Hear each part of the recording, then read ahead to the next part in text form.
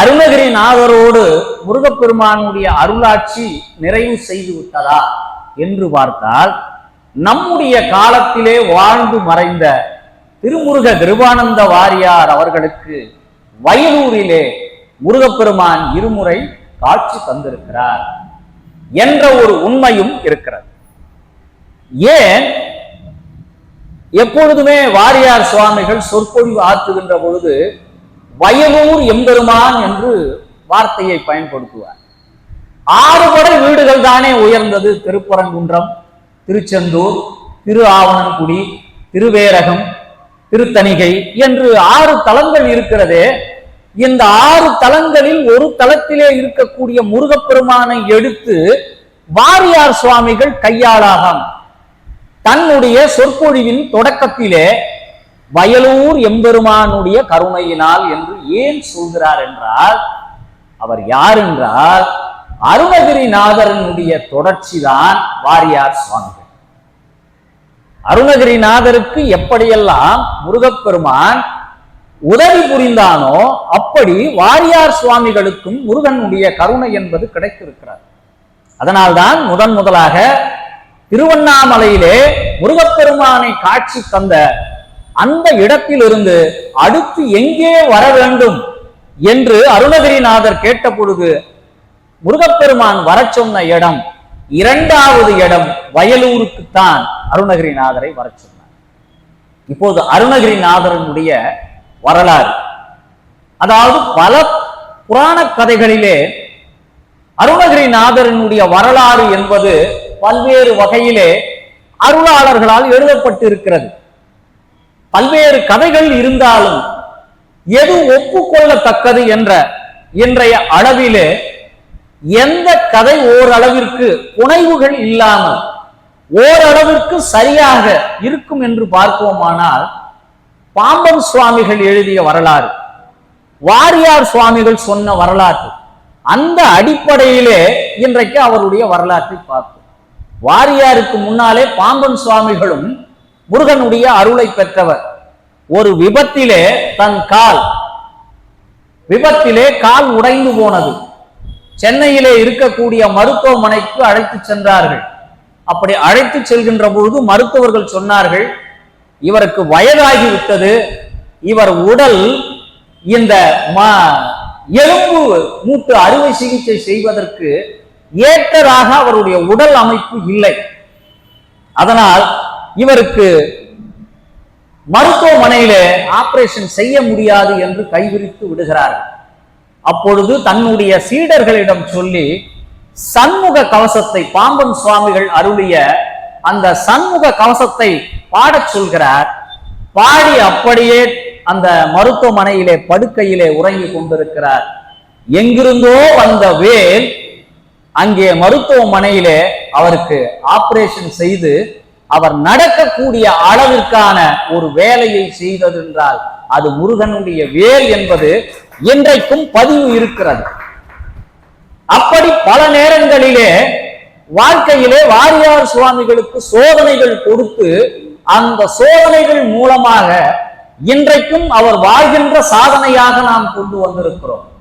வருகின்ற 25ஆம் தேதி நம்முடைய வாரியார் சுவாமிகளுடைய பிறந்த நாள் வருகிறது. அதனை ஒட்டித்தான் முருகனை நான் கையில் எடுத்ததற்கு காரணமும் அருணகிரிநாதரும் வாரியார் சுவாமிகளுக்கும் முருகன் எவ்வாறெல்லாம் அருள் புரிந்திருக்கிறான் என்பதை நாம் உணர வேண்டும். திருவண்ணாமலை மாவட்டம் இன்றைக்கு சொல்லப்படுகின்ற அந்த திருவண்ணாமலை மாவட்டத்திலே முள்ளன்றாமன்ற ஒரு கிராமம். அந்த கிராமத்திலே திருவெங்கட்டார் என்பவருக்கும் முத்தம்மை என்பவருக்கும் மகனாக பிறந்தார் என்ற ஒரு செய்திதான் ஓரளவிற்கு உறுதிப்பாடாக இருக்கிறது.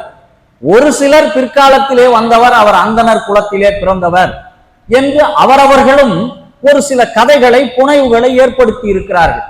ஆனால் நாம் ஏற்றுக்கொள்ளத்தக்க அளவிலே இருக்கின்ற செய்தி என்னவென்றால், திருவண்ணாமலை மாவட்டத்திலே முள்ளன்றம் என்ற கிராமத்திலே திருவெங்கட்டாருக்கும் முத்தம்மை என்பவருக்கும் மகனாக பிறந்தவர் தான் அருணகிரிநாதர்.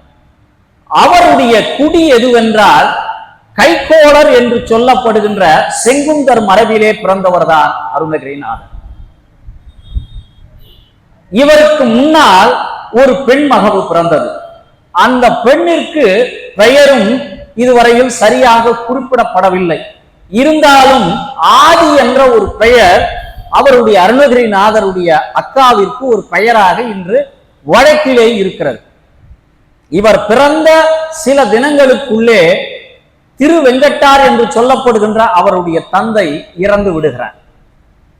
இறந்த பிறகு இன்னும் சில ஆண்டுகள் கழித்து அவருடைய தாயார் முத்தம்மையும் இறந்து போய் விடுகிறார். இப்பொழுது இருப்பது தமக்கையார், தன்னுடைய அக்காள் மாத்திரம்தான் இருக்கிறார். செல்வ செழிப்புக்கு எந்த குறையும் இல்லை. நல்ல ஒரு வசதியான குடும்பம். தாய் தந்தை இல்லாத ஒரு குழந்தையை அந்த தாய் தந்தை இல்லாத ஒரு குறைவு இல்லாத வகையில் அக்காளானவள் தன்னுடைய தம்பியை வளர்க்கிறார். சிறு வயதிலிருந்தே வேதங்களையும் புராணங்களையும் படிப்பதிலே மிக ஆர்வம் கொண்டு வளர்கிறார் அருணகிரிநாதர். அவருடைய உண்மையான பெயர் கூட அருணகிரியா என்பது சந்தேகத்திற்கு இடம். காரணம், அருணகிரிநாதர் என்று பெயரை சூட்டப்படுவதே திருவண்ணாமலையில் முருகப்பெருமான் தான் இவருக்கு அருணகிரி என்று பெயரை சூட்டுகிறார். ஒரு 15ஆம் நூற்றாண்டு காலத்திலே வாழ்ந்த ஒரு அருளாளரை பற்றிய பதிவுகள் எதுவுமே கிடைக்கவில்லை. அவருக்கு முன்னால் வாழ்ந்த நம்முடைய சைவ சமய புறவர்களை பற்றிய வரலாறெல்லாம் தெளிவாக கிடைக்கிறது.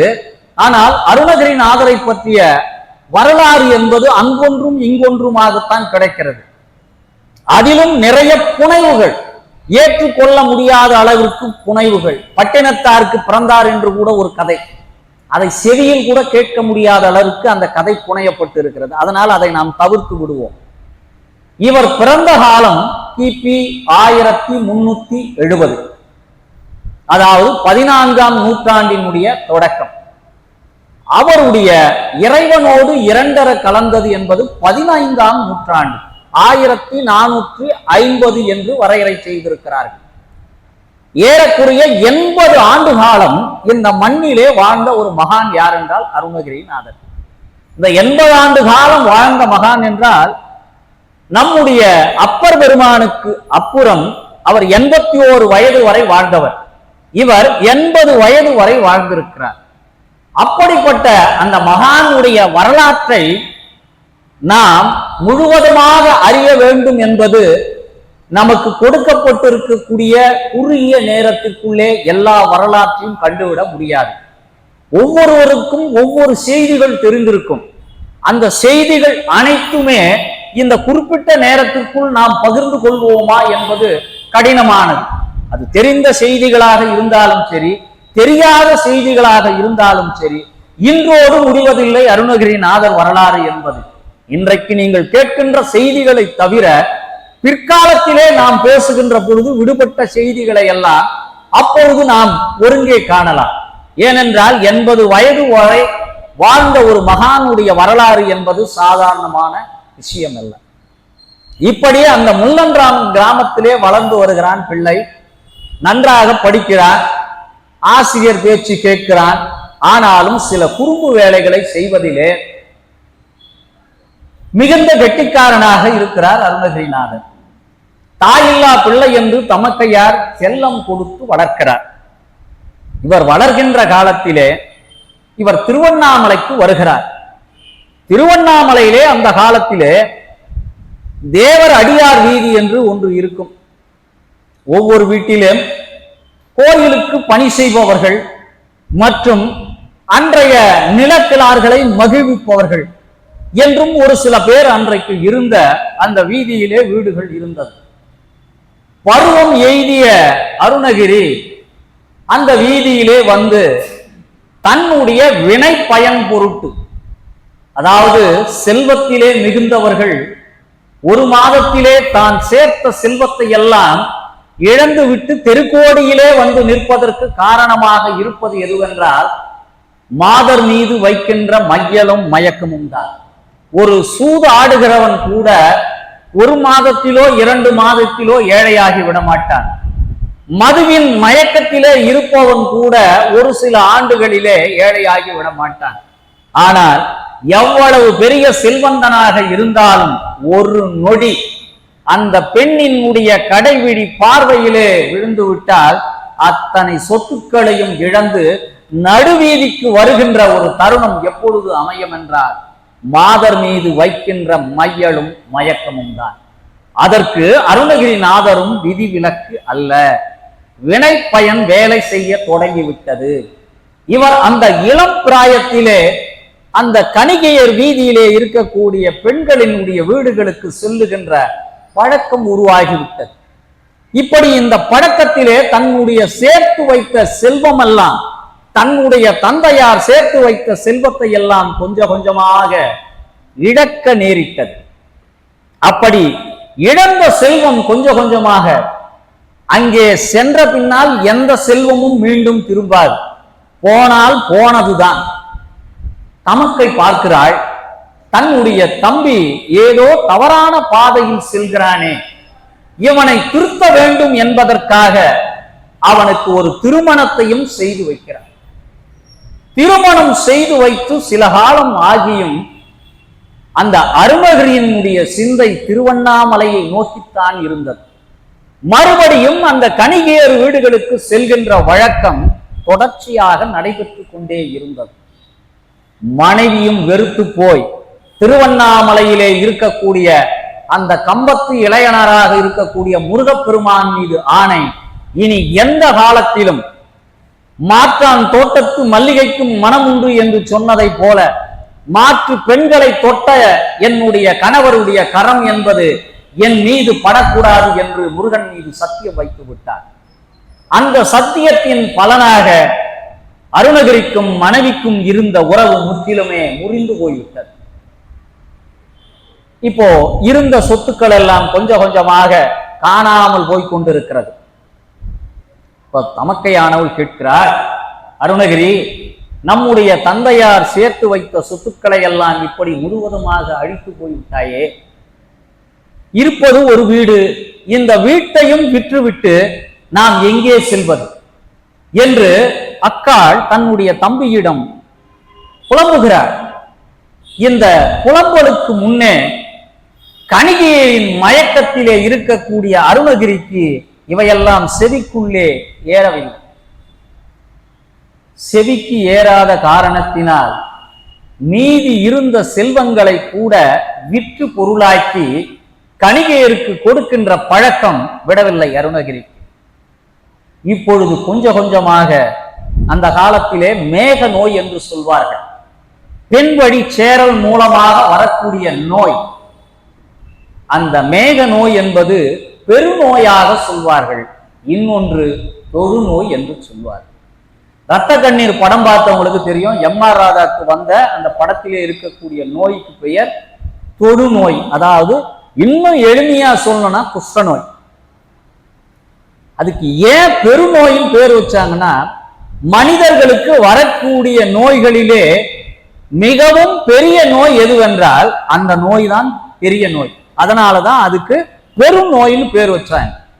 சரி, ஏன் அதுக்கு தொழுநோயின் பேர் வச்சாங்கன்னா, இந்த மனிதர்களுக்கு எவ்வளவு வியாதி வந்தாலும் அந்த வியாதிகளுக்கெல்லாம் தலைமை பீடமாக இருக்கக்கூடியது எதுவென்றால் தொழுநோய் என்ற காரணத்தினால் எல்லா நோய்களும் சேர்ந்து தொடக்கூடிய நோய் எதுவென்றால் எங்களுக்கெல்லாம் தலைவன் யாருன்னா நீ தொழுநோய் தான், இருக்கிற நோயிலே உயர்ந்த நோய் என்று எல்லா நோய்களும் தொழுத காரணத்தினால் அதற்கு தொழுநோய் என்று பெயர் வைத்தார்கள்.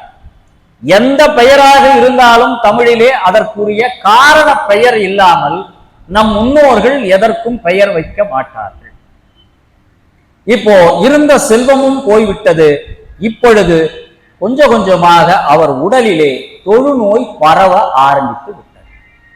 கணிகையரை பொறுத்த வரையில் பொருள் இருந்தால்தான் அவள் வீட்டினுடைய கதவு என்பது திறக்கும். பொருள் இல்லாருக்கு இவ்வுலகம் இல்லை, அருள் இல்லாருக்கு அவ்வுலகம் இல்லை என்ற வள்ளுவரின் வாக்குக்கேற்ப பொருள் இல்லாத காரணத்தினால் கணிகையரினுடைய வீட்டு கதவுகள் எல்லாம் சாத்தப்பட்டன. இவருக்கு அந்த காம இன்ப மயக்கம் இல்லாமல் வாழ முடியாத சூழல் ஏற்பட்டு விடுகிறது. ஒரு பக்கம் பொருள் இல்லை, இன்னொன்று இன்ப மயக்கத்திலே கிடைத்துக் கொண்டிருக்கிறார். இப்பொழுது எந்த கணிகையரும் இந்த நோய் ஏற்பட்ட காரணத்தினால் எந்த பெண்ணினுடைய வீட்டு வாசலும் திறக்கப்படவில்லை. எந்த பெண்ணும் கிடைக்காத காரணத்தால் வீட்டுக்கு வருகிறார். ஒரு புறத்திலே முருகப்பெருமான் மீது சத்தியம் செய்து மனைவி ஒதுங்கி போய்விட்டாள். இப்போ வீட்டிலே கொடுப்பதற்கு எந்த பொருளும் இல்லை. அக்காளிடம் போய் பொருள் கேட்கிறான். எதற்காக பொருள் கேட்கிறான் அருணகிரி என்பது அக்காளுக்கு தெரியும். இவனை திருத்துவதற்கு எந்த வழியும் இல்லை. உச்சபட்சமாக ஒரு மனிதனுடைய வாக்கிலே எது சொல்லப்படக்கூடாதோ அந்த வார்த்தையை அக்காள் சொன்னார். என்ன சொன்னாள் என்றால், தம்பி, உனக்கு பெண்கள் மீது மயக்கம் ஏற்பட்டு விட்டது. பெண்கள் இல்லாமல் உன்னால் வாழ முடியாத அளவிற்கு துர்பாக்கிய நிலை உனக்கு ஏற்பட்டு விட்டது. உனக்கு என்ன பெண் சுகம் தானே வேண்டும். நானும் ஒரு பெண்தான் என்ற ஒரு வார்த்தையோடு நிறுத்தினார். ஒரு மனிதனுக்கு எங்கு ஞானம் ஏற்பட வேண்டுமோ, எந்த வார்த்தையை காதில் கேட்க கூடாதோ அந்த வார்த்தையை காதில் கேட்டவுடன் அருணகிரிக்கு ஞானம் பிறந்தது. ஒரு அக்காள் நானும் ஒரு பெண்தானே என்ற வார்த்தையை சொல்லிவிட்டாலே, இதற்கு பிறகும் நாம் உயிர் வாழ்வதில் எந்த அர்த்தமும் இல்லை. எந்த தகாத வார்த்தை என்பது நம்முடைய செவிக்குள் விழுந்து விட்டதோ, இதற்கு மேல் ஒரு மனிதன் வாழ வேண்டுமா என்ற முடிவோடு திருவண்ணாமலையிலே இருக்கக்கூடிய அந்த கிளி கோபுரத்தின் மேலே ஏற ஆரம்பிக்கிறார் அருணகிரிநாதர். இப்ப அந்த திருவண்ணாமலைக்கு என்ன சிறப்பு? முதல் சிறப்பு, விநாயக பெருமானுக்கு 6 படை வீடுகள் உண்டு.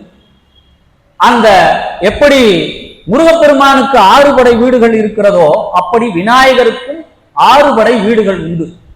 அதிலே முதல் படை வீடு எதுவென்றால், திருவண்ணாமலையிலே அல்லல் போம் விநாயகர் என்று நீங்கள் போகின்ற பொழுதே ராஜகோபுரத்தின் இடதுபுறத்திலே ஒரு விநாயகர் சிலை இருக்கும். அதுதான் முதல் படை வீடு என்பது நம்முடைய திருவண்ணாமலை தான் விநாயகருக்கான முதல் படை வீடு. இரண்டாவது சிறப்பு, சிவபெருமானுக்கு அக்னி தலமாக விளங்குவது எதுவென்றால் அந்த திருவண்ணாமலை. மூன்றாவது சிறப்பு, இடைக்காட்டு சித்தர் ஜீவ சமாதி அடைந்த இடம் எதுவென்றால் அந்த திருவண்ணாமலை. மூன்றாவது, முருகப்பெருமானுக்கு தனி சன்னதி அமைக்கப்பட்டு கம்பத்து இளையனார் உள்ளே நுழைந்தவுடனே இடதுபுறத்திலே முருகப்பெருமானுக்கு ஒரு சிறிய ஆலயம் இருக்கும். அந்த ஆலயம் என்பது மிகவும் சிறப்பு வாய்ந்த ஒரு ஆலயம். இன்னொன்று, இந்த உலகிலே தோன்றிய மலைகளிலே பன்னெடும் காலம் தொட்டு பழங்காலத்து மலை எதுவென்றால் அந்த திருவண்ணாமலையிலே இருக்கக்கூடிய மலையாக இருக்கக்கூடிய சிவபெருமானுக்கு உரித்தான அந்த மலைதான் உலகத்திலே தோன்றிய முதல் மலை. அந்த மலையைத்தான் நாம் இன்றைக்கு பௌர்ணமி தோறும் கிரிவலமாக வந்து கோயிலிலே வழிபாடு செய்ய முடியாதவர்கள் கூட அந்த மலையை வலம் வந்தால் சிவபெருமானை வலம் வந்ததாக அர்த்தம் என்று நாம் கருதி கொள்ளலாம். இப்ப என்ன பண்றாரு அருணகிரிநாதர்?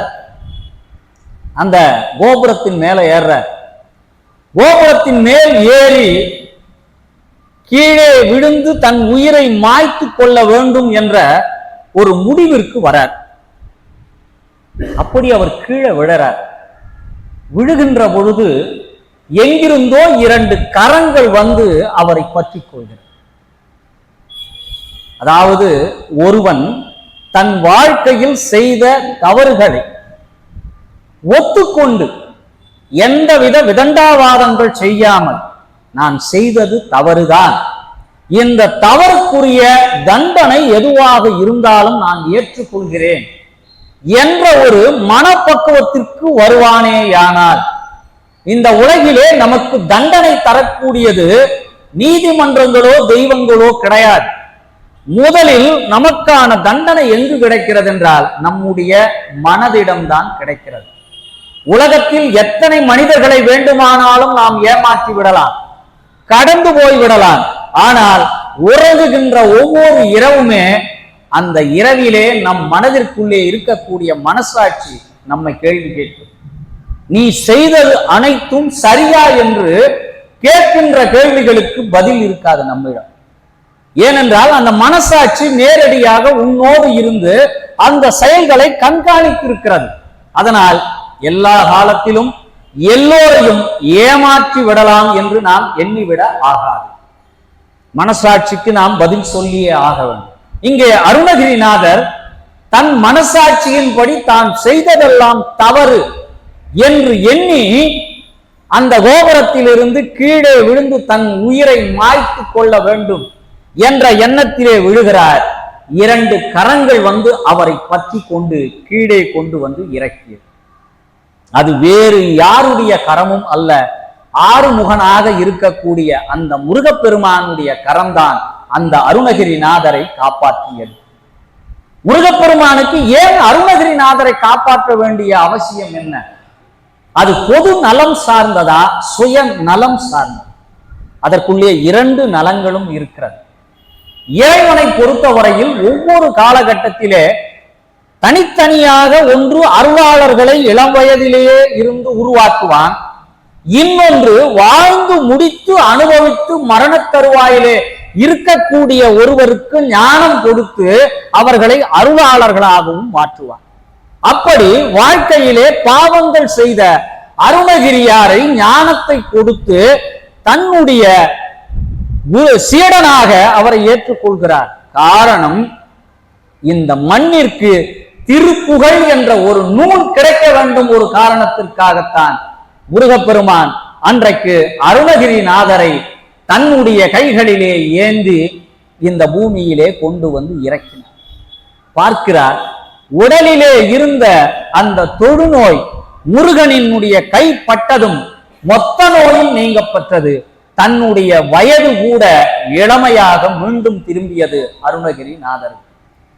இப்போ முருகனை பார்த்து அருணகிரிநாதர் கேட்கிறார், சாக வேண்டிய தருணத்திலே வந்து நீ எதற்காக என்னை காப்பாற்றினாய் என்று கேட்கின்ற பொழுது முருகப்பெருமான் சொன்னார், நீ செய்த வினைகள் அத்தனையும், அது நல்வினையாக இருந்தாலும் தீவினையாக இருந்தாலும் முழுவதுமாக நான் எரித்து விட்டேன். இப்பொழுது உனக்கு கிடைத்திருப்பது புது வாழ்க்கை. பொதுவாக நான் செய்கின்ற பிராரத்த வினை, ஆகாமிய வினை, சஞ்சித வினைகள், 3 வினைகள் எதுவாக இருந்தாலும் அவற்றின் வழியே நாம் வாழ்வை அனுபவித்துத்தான் தீர வேண்டும்.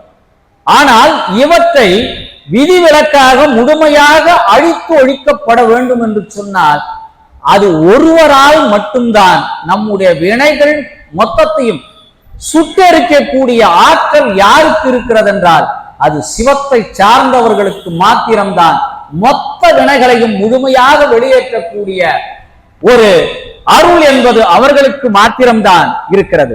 அப்படி சிவத்திலே உதித்த முருகப்பெருமான் அருணகிரிநாதர் செய்த வினைகளை எல்லாம் மொத்தத்தையுமே தீயிலிட்டு எரித்ததை போல மொத்தத்தையும் பூசித்து விட்டார். இப்ப முருகப்பெருமானை பார்த்து அவர் கேட்கிறார், இப்ப நான் என்ன பண்றது? என்ன காப்பாத்திட்ட பின்னால நான் என்ன செய்யணும்? அப்ப முருகப்பெருமான் சொன்ன வரி, சும்மா இரு சொல் அற. இதுதான் முருகப்பெருமான் அருணகிரிநாதருக்கு செய்த உபதேசம். சும்மா இரு சொல் அற, எதுவுமே பேசாத, சும்மா இரு. மனிதர்களாகிய நாம் ஒரு 5 நிமிடமாவது ஒரு நேரடியாக இப்படி உட்கார முடியுமா? எப்படியாவது அந்த பக்கம் இந்த பக்கம் கொஞ்சம் நம்ம சாயத்தான் வேணும். இப்போ சும்மா இருனா எப்படி நான் சும்மா இருக்கிறது? அதுவும் பேசவும் கூடாது. பேசா அனுபூதி நிலை, பேசா நிலைக்கு பெயர். சில ஞானிகள் பேச மாட்டார்கள், தங்கள் கைகளால் மாத்திரம் ஆசி வழங்குவார்கள்.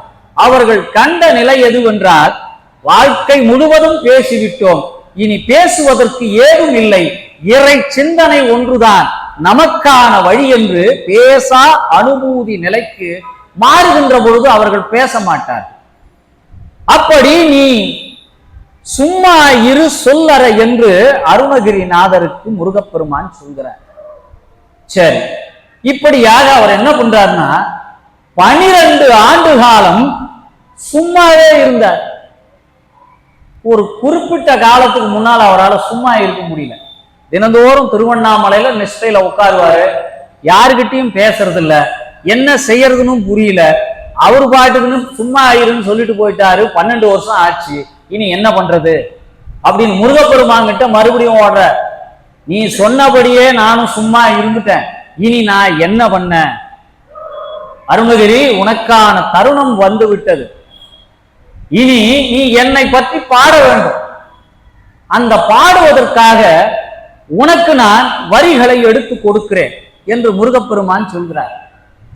அப்போ அருணகிரி கேட்கிறார், எனக்கு பாடுவதற்குரிய எந்த புலமையும் கிடையாது, நான் என்னவென்று பாடுவது? ஒன்றும் கவலைப்படாதே என்று கூறி தன்னுடைய வேலினுடைய நுனியால் அருணகிரிநாதனுடைய நாவிலே ஓம் என்கிற பிரணவ மந்திரத்தை எழுதினார்.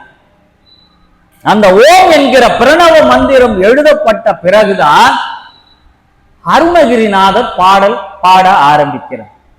அதே போன்றுதான் வள்ளலாருக்கும் திருத்தணிகை முருகன் வந்து சென்னையிலே அவர் ஏழுகிணறு பகுதியிலே தங்கி இருந்த பொழுது கண்ணாடியிலே அந்த முருகப்பெருமான் வள்ளி தெய்வ யானையோடு வந்து காட்சி தந்து பாடலை புனைவதற்குரிய, பாடலை பாடுவதற்குரிய வாய்ப்பினை வள்ளலாருக்கு நல்கியவனும் யார் என்றால் இந்த முருகப்பெருமான் தான் வள்ளலாருக்கும் கொடுத்தார். வாரியார் பாடுவதற்கும் அருளை கொடுத்தவன் முருகப்பெருமான் தான். சற்றேறக்குரிய திருப்புகழ் அமிர்தம் என்ற ஒரு மாத இதழை 37 ஆண்டு காலம் நடத்தினார். அந்த திருப்புகழ் அமிர்தத்திலே ரொம்ப கடினமான பாடலாக இருக்கக்கூடிய திருப்புகளுக்கெல்லாம் விளக்க உரை தந்தவர் யார் என்றால் வாரியார் சுவாமிகள் கொடுத்த உரைதான் இன்றைக்கு வரை தெளிவாக புரியும்படி மக்களுக்கு இருந்தது. காரணம், அருணகிரிநாதர் எழுதிய பாடல்கள் எல்லாம் அந்த காலத்திலே தூய தமிழ் நடை கிடையாது. 15ஆம் நூற்றாண்டு என்பது தமிழும் சமஸ்கிருதமும் கலந்த ஒரு காலம். பாடல்களிலே தமிழும் இருக்கும், சமஸ்கிருதமும் இருக்கும். அதற்கு பெயர் மணிப்பிரவாள நடை என்று பெயர். அது 15ஆம் நூற்றாண்டிலே இரண்டும் இரண்டரை கலந்து விட்ட காலம். இப்போ முருகப்பெருமானை பார்த்து நான் என்ன பாடுறதுன்னு கேட்கிற. அப்போ முருகப்பெருமான் அடி எடுத்து கொடுக்கிறார். முத்தை தரு பத்தி திருநகை அத்திக்கிரை சத்தி சரவணன். இது நேரடியா சொன்னோம்னா கண்ணதாசன் பாடல் போல எழுத அர்த்தம் புரியாது. அது என்ன முத்தை தரு பத்தி திருநகை அத்திக்கிரை சத்தி சரவணன்? இந்த 2 வரியில என்ன விஷயத்தை சொல்ல வரார் முருகப்பெருமான்னா, ஒன்று, முத்தை போன்ற பற்களை உடைய என்னை நீ பாடுவாயாக. முத்தை தரு பத்தி திருநகை, எப்பொழுதுமே சிரித்து கொண்டிருக்கக்கூடிய இந்த முருகப்பெருமானுடைய பல் வரிசையில் இருந்து பாடத் தொடங்குவாயாக என்று ஒரு பொருள்.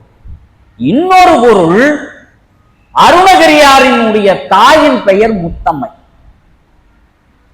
அந்த தாயினுடைய பெயரில் இருந்து இவன் பாட வேண்டும் என்று அந்த முத்தம்மையினுடைய முதல் 3 எழுத்துக்களை எடுத்து முத்தை தரு பத்தி திருநகை என்று முதலடி எடுத்து முருகப்பெருமான் அருணகிரிநாதருக்கு கொடுக்கிறார். அதற்கு அப்புறம் முதல் வரியோடு முடிந்து போனது. அதற்கப்புறம் இவர் பாட ஆரம்பிக்கிறார். மொத்தம் எவ்வளவு பாடல்கள் என்றால் திருப்புகழ் மொத்தம் 16,000 பாடல்கள். இந்த 16,000 பாடல்களும் நமக்கு கிடைத்ததா என்றால் ஒரு 1300 பாடல் அளவிற்குத்தான், 1327 என்று நினைக்கிறேன். அவ்வளவு பாடல்கள் தான் திருப்புகழ் நமக்கு கிடைத்தது. சரி, இந்த திருப்புகழ் நமக்கு கிடைப்பதற்கு காரணமாக இருந்தது ஒரு வரலாறு. அந்த வரலாறு எல்லாருக்கும் தெரியுமானா ஒரு சில பேருக்கு மட்டும்தான் திருப்புகழ் கிடைத்ததே ஒரு பெரிய வரலாறு. அது எங்கிருந்து தொடங்குகிறது என்றால் சிதம்பரத்திலிருந்து தொடங்குகிறது. எப்படி தேவாரம் என்பது நமக்கு சிதம்பரத்தில் கிடைத்ததோ, திருநாரையூரிலே இருக்கக்கூடிய பொல்லா பிள்ளையார் மூலமாக நமக்கு தேவாரம் மூவர் முதலிகள் எழுதிய தேவாரம் எப்படி கிடைத்ததோ அப்படி ஒரு காரணமாக அமைந்தது சிதம்பரம் தான் திருப்புகழ் கிடைப்பதற்கு ஒரு காரணம்.